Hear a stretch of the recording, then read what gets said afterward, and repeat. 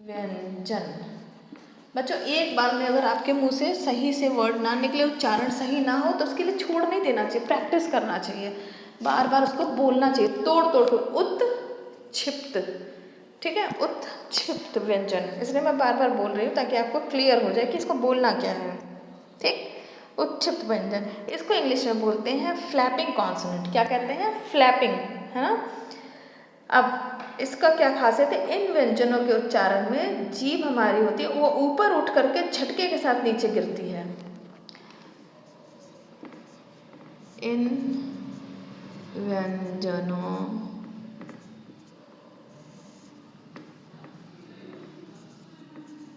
के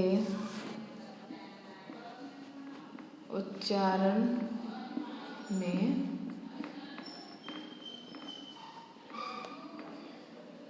जिह्वा, क्या है? जिह्वा ऊपर उठकर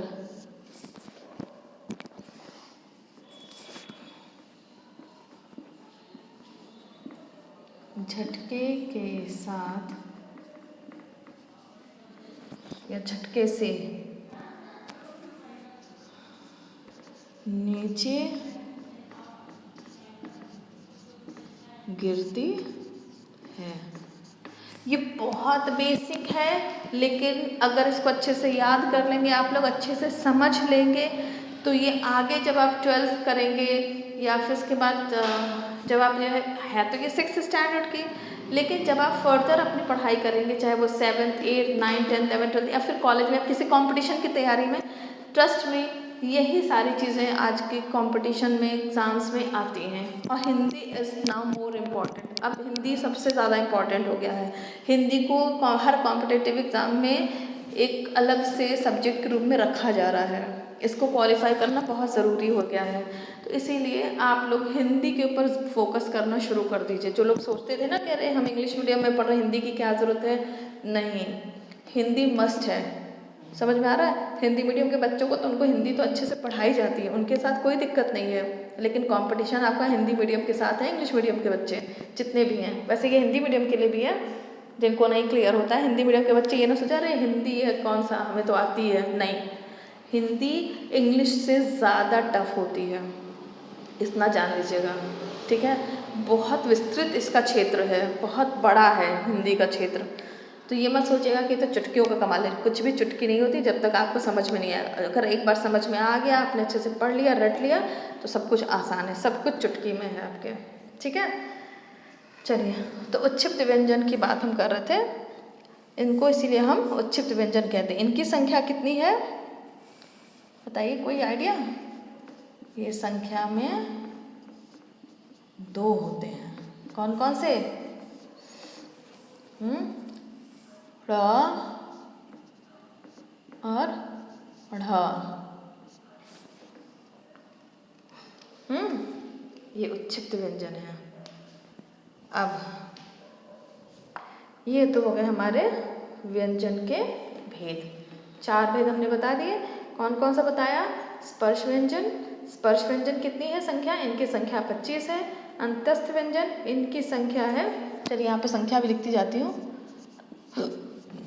सॉरी, 25। अंतस्थ व्यंजन की संख्या 4, ऊष्म व्यंजन की संख्या 4 और उच्छिप्त व्यंजन की संख्या 2 है। ठीक, इसमें आते हैं क से लेकर के माँ तक जितने होते हैं वर्ण वो सारे आते हैं। इसमें आते हैं अंतस्थ व्यंजन में कौन कौन से बताए थे? य, र, ल और व। ठीक है, ये नोट्स बनाने का तरीका, इस तरह भी आप पूरा नया लिख करके इस तरह भी आप लिख सकते हैं। ये डेफिनेशन इसलिए लिखा है ताकि आपको समझ में आए, चीज़ें याद हों। डेफिनेशन लिखने को भी आता है तो आपको पता होना चाहिए, ठीक है। कई बार अगर हम अभी तो आप क्लास में हो, क्लास लेवल पे, तो आपको डेफिनेशन प्रश्न पूछते हो उच्छिप्त व्यंजन किसे कहते हैं, तो आपको डेफिनेशन पता हो तभी तो लिख पाएंगे। अगर कंपटीशन में जा रहे हैं, किसी कंपटीशन के लिए, बच्चों के लिए भी है ये चीज़ कि अगर ये पूछ दे कि इन व्यंजनों के उच्चारण में जिह्वा ऊपर उठकर झटके के साथ नीचे गिरती है, और ऑप्शन में देते ऊष्म व्यंजन, अंतस्थ व्यंजन, उच्छिप्त व्यंजन या स्पर्श व्यंजन। तो जब आपको पता होगा तभी तो आप उस पर टिक लगा पाएंगे। तो इसीलिए डेफिनेशन का होना बहुत ज़रूरी है। क्लियर? तो इसीलिए मैं डेफिनेशन लगा रही हूँ। बहुत सारे आपके यूट्यूब चैनल्स में बहुत कुछ चीज़ें ऐसे ऐसे शॉर्ट में लोग टीचर लोग समझा देते हैं, सब कुछ क्लियर है। मेरा जो कॉन्सेप्ट है वो है कि बेसिक आपको पता होना चाहिए डेफिनेशंस के साथ, क्योंकि आज का जो एग्ज़ाम का जो लेवल देख रही हूँ मैं, उसमें डेफिनेशन दे देता है, उसके बाद आपको ऑप्शन दे देगा। तो अब जब आपको डेफिनेशन ही नहीं पता होगा तो आप ऑप्शन लेके करेंगे क्या? इसलिए डेफिनेशन का क्लियर होना बहुत ज़रूरी है। ठीक है, चलिए ऊष्म व्यंजन में कौन से है? इसके में 4 था, और ये कौन कौन से हैं? श, श, स और ह। और उपचित व्यंजन कौन से हैं? 2 हैं संख्या में, ड़ और ढ़। ठीक है, ये हो गया आपका उच्चित व्यंजन। तो व्यंजन के 4 भेद क्लियर हो गए इतने से। अब इसको रब कर देती हूँ, इसकी अब आवश्यकता नहीं है। अब हम बात करते हैं अयोगवाह की। अयोगवाह, अयोगवाह की बात करते हैं। अयोगवाह, इसको इंग्लिश में कहते हैं हम इम्प्रॉपर लेटर्स। इम्प्रॉपर लेटर्स, ठीक है। अयोगवाह क्या होते हैं? अब जितना हमने अब तक बता दिया काका गगा से लेकर के पूरा, ठीक है। अब उनके अलावा भी 2 वर्ण और होते हैं।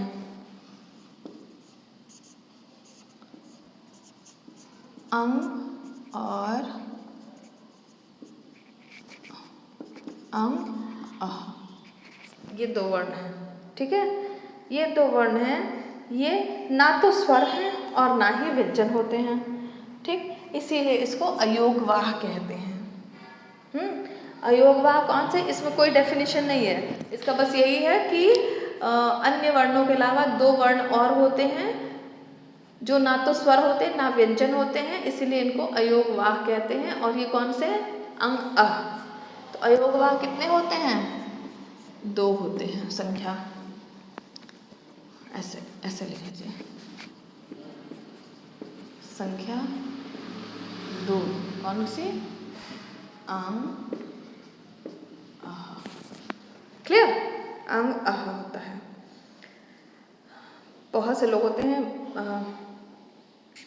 बहुत अच्छा कर जाते हैं, मैंने देखा है सीटेट में भी हुआ, यूपी टेट में हुआ, या अन्य किसी एग्ज़ाम में होता है, बाकी पेपर बहुत अच्छा कर रहे हैं, लेकिन जब ये हिंदी आता है ना तो सब लोग कहते हैं अरे ये कहाँ से आ गया, क्या हो गया, हमने नहीं पढ़ा यार, ये तो सुना भी नहीं है।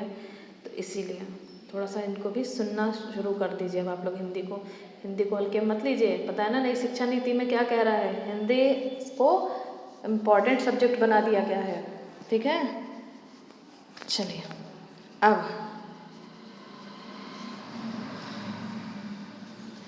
हम कुछ के उच्चारण स्थानों के बारे में बात कर लेते हैं। ये तो अयोगवाह। अब हम बात करते हैं उच्चारण स्थान की।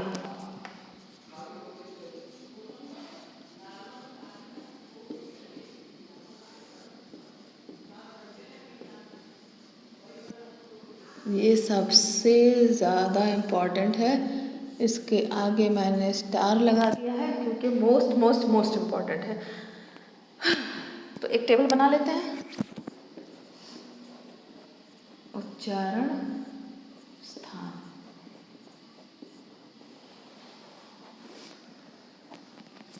कौन से वर्ण है वो और नाम क्या है।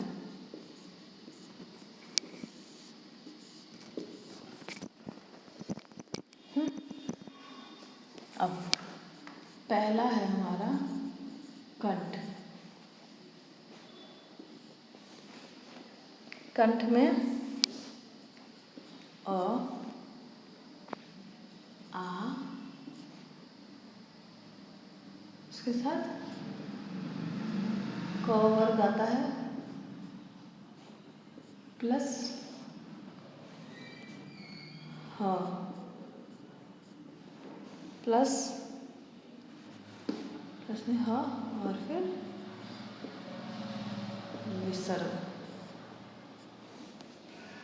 ठीक है, इनका स्थान कहाँ है? हमारा कंठ है और इनको कहते हैं कंठ। क्या कहते हैं? कंठ। दूसरा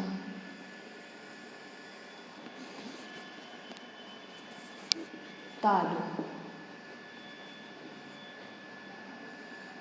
तालु, तालु में आता है छोटी ई बड़ी ई के साथ कौन सा वर्ग आएगा? च वर्ग आएगा प्लस म और फिर श, बड़ा श। इसका नाम होता है तालव्य। कई बार मैंने एग्जाम्स में देखा है, ये भी पूछ देता है इनका उच्चारण स्थान क्या है या इनका नाम क्या है। हाँ, या तालु का उच्चारण स्थान पे बोले जाने वाले वर्ण कौन कौन से हैं। ठीक है, तालव्य वर्ण कौन कौन से हैं, इस तरह से कंठ कंठ वर्ण कौन कौन से हैं। जब आपको पता हो तभी तो आप कर पाएंगे। तीसरा होता है मूर्धा। मूर्धा, मूर्धा में आता है आपका री प्लस ट वर्ग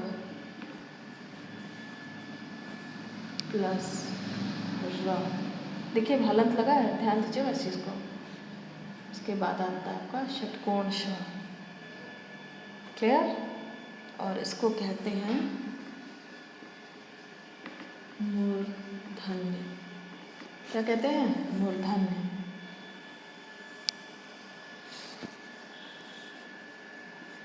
चौथा दंत। दंत मतलब दांत। दंत, दंत में आते हैं आपके त वर्ग। देखिए बोल के, इन सबको बोल के देखिएगा, आपको खुद ही पता चलेगा। त वर्ग, त वर्ग प्लस ल प्लस स। क्लियर? और इनको कहते हैं हम दंत्य। क्या कहते हैं? दंत्य।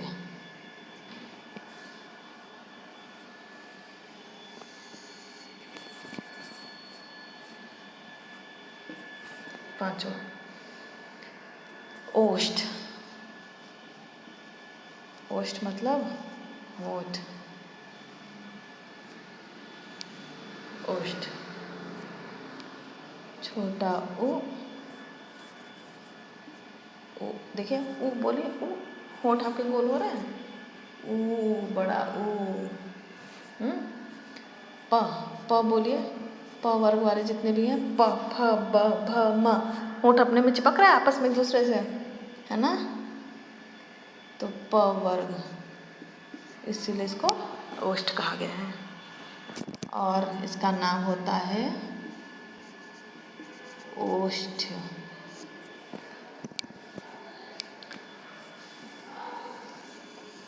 चलिए, अब हमारा नेक्स्ट है टॉपिक, अगला स्थान है कंठ तालु। मतलब कंठ के साथ साथ तालु का भी प्रयोग हो रहा है।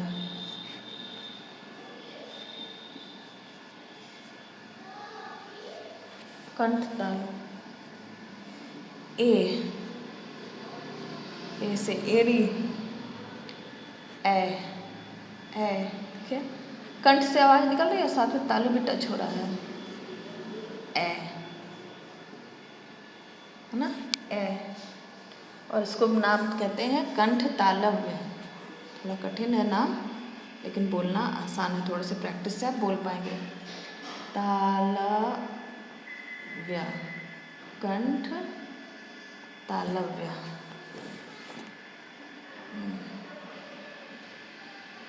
ठीक है, कंठ तालव्य, ये हो गया आपका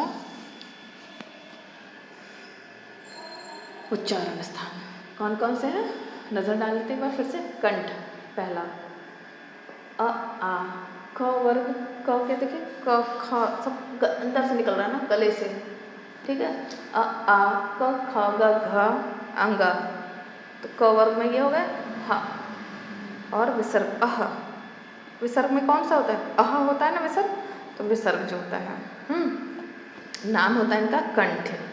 तालु, ई ई, देखिए जीवार के ऊपर तालु में टच हो रही है, ई और च वर्ग वाले जितने भी हैं, च छ ज झ इया, फिर म श, तो ये इसको कहते हैं तालव्य। मूर्धा, री ट, ट वर्ग वाले, ट ठ ड ढ अंग अण, ट ठ ड ढ अण, और र और श, मूर्धन्य हो गया। षटकोण श है, ख जिसे ख भी श बोलेंगे इसको तो। हाँ, दंत, दंत मतलब दांत टच हो रहा है, त वर्ग वाले इसमें, त थ द ध न, देखो दांत में जीभ टच हो रही है। ल स, छोटा स, देखिए आप लोग इस श और इस स में अंतर बोलना सीख लीजिए। श स, बहुत लोग क्या होता है, इस श को भी स बोलते हैं, इस स को स बोलते हैं, या बहुत लोग इसको श बोल देते हैं, है ना। जैसे सांप को शाप, है ना, कितना फर्क पड़ जाता है।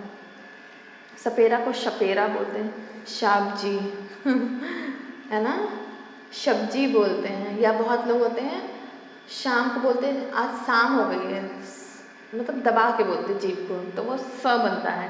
लेकिन जब जीभ को उठा के बोलेंगे तो श बनेगा, जैसे जीभ थोड़ी सी जबान को गोल करके श, जैसे सीटी बजाने के स्टाइल में, तो वो श निकलता है। और जब जबान को दबा देंगे तो वो स निकलेगा, श स श स।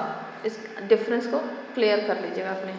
तो स है तो दंत्य हो गया, ओष्ठ है यानी होंठ में ओ उ, और प वर्ग, प फ ब भ म, इसको ओष्ठ कहते हैं। कंठ तालु में आते हैं हमारे क्या, ए, और इसको हम नाम देते हैं कंठ तालव्य देते हैं, ठीक है। तो ये हो गया हमारा उच्चारण स्थान। 6, 2 3 और हैं, उनको भी बता देती हूँ आप लोग को। चलिए नंबर 7 पर हम देखते हैं, नामिक है, याद आया मुझे, मुख नासिका, मतलब मुंह में तो बोलते हैं और नाक का भी प्रयोग करते हैं, मतलब नाक में बोलते हैं। मुख नासिका, तो मुख के साथ साथ नाक का भी प्रयोग करते हैं। कौन कौन से, अंग, नाक से बोलते हैं ना अंग, और फिर अंग, और कौन सा, इया, सबके नीचे मैं हलंत लगा रही हूँ, सब इतना ध्यान रखिएगा आप लोग। फिर अड़ा, फिर क्या है, न,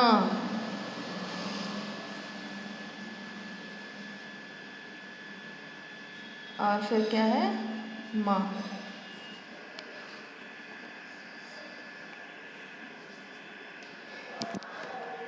अंग, अंग, इया, ड़, न, म, ठीक है। ये हो गया हमारा क्या, मुख नासिका, और इसका नाम हम देते हैं मुख नासिक्य। मुख नासिक्य,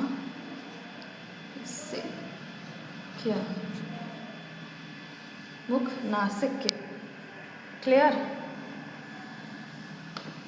ये हो गया हमारा 7th।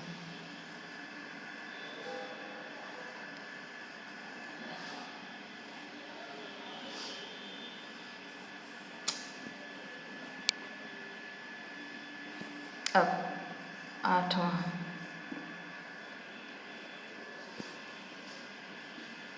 कंठ ओष्ठ, कंठ ओष्ठ, मतलब कंठ के साथ साथ ओठों का भी प्रयोग होता है, ओ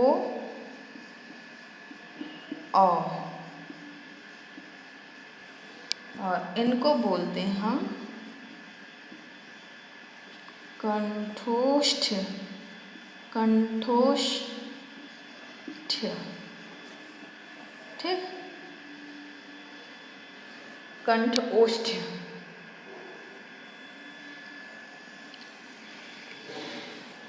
एक और है हमारे पास, इम्पॉर्टेंट है 9th में, दंत ओष्ठ। दंत ओष्ठ मतलब दांत के साथ होठों का भी प्रयोग होता है। ठीक, वाह, वाह देखिए, वो होठ पे दांत लगाते तो वाह साउंड निकलता है, वाह वाह। होठ खोल करके वाह नहीं बोला जाता, वाह बोला जाता, वाह। तो इसको बोलते हैं हम दंतोष्ठ। देखिए कंठ था तो कंठोष्ठ, दांत है तो दंतोष्ठ। क्लियर, दंतोष्ठ। ये हमारे कुछ इम्पोर्टेंट उच्चारण स्थान हैं। तो एक बार इसको फिर से रिपीट कर लेते, रिवाइज कर लेते हैं। पहला है हमारा कंठ, जिसको कहते हैं, जिसमें कौन कौन से वर्ण आते हैं, अ आ क वर्ग ह और विसर्ग, इसका नाम है कंठ। दूसरा है हमारा तालु, छोटी बड़ी ई, च वर्ग म और श, इसको नाम दिया गया है तालव्य। तीसरा है मूर्धा, मूर्धा में क्या है, री, ट वर्ग, र और मूर्धन्य, या जिसे कहते हैं षटकोण श, तो इसको हम मूर्धन्य भी कहते हैं। अच्छा, आप लोगों ने अक्सर इसको सुना होगा घर वालों से, या जो पहले के लोग पढ़ते थे वो कहते थे मूर्धनी श, मूर्धनी श भी कहा जाता है। जो षटकोण श है उसको मूर्धनी श भी कहा जाता है। ठीक है, तो मूर्धन्य। चौथी चीज़ है दंत। दंत में कौन सा आता है, त वर्ग, ल और स, और इसका नाम है दंत्य। पांचवा है ओष्ठ, ओष्ठ में आता है छोटा ऊ, बड़ा ऊ और प वर्ग, प फ ब भ म। ठीक है, उसका उच्चारण स्थान है ओष्ठ है, उसका नाम दिया गया ओष्ठ। छठा हमारे पास है उच्चारण स्थान कंठ तालु, इसमें आते हैं कौन कौन से वर्ण, ए और ए, और इसका नाम दिया गया कंठ तालव्य। सातवां है मुख नासिका, अंग, अंग, इय, ड़, न, म, और इसका नाम दिया गया मुख नासिक्य। आठवां है कंठ ओष्ठ, इसमें कौन से वर्ण हैं, दो वर्ण हैं, ओ और औ, और इसका नाम दिया गया कंठोष्ठ। और नौवां है हमारा दंत ओष्ठ, और इसमें कौन सा वर्ण है, एक इकलौता हमारा व, और इसका नाम दिया गया है दंतोष्ठ। ठीक है, मैं बार बार आप लोगों को कह रही हूँ, बहुत इंपॉर्टेंट है, मैंने इसलिए इसके आगे स्टार लगा दिया है। आप लोग इसको जब नोट करेंगे तो स्टार बना करके नोट करिएगा, ताकि आपको याद है। और स्टार बनाने का मतलब है आएगा ही आएगा, कहीं नहीं जाएगा। समझ में आया, चाहे वो आपकी अभी की क्लास में हो, चाहे वो आगे कॉम्पिटिटिव एग्ज़ाम में हो, कहीं पर भी हो, इट्स इम्पॉर्टेंट। तो इसको प्लीज़ प्लीज़ प्लीज़ याद कर लीजिएगा, नोट डाउन करके, इसी तरह टेबल बना करके रट लीजिएगा बिल्कुल। ठीक है, चलिए अब आज तो मैं अभी इतना ही करूँगी, और नेक्स्ट टाइम हम संयुक्त वर्ण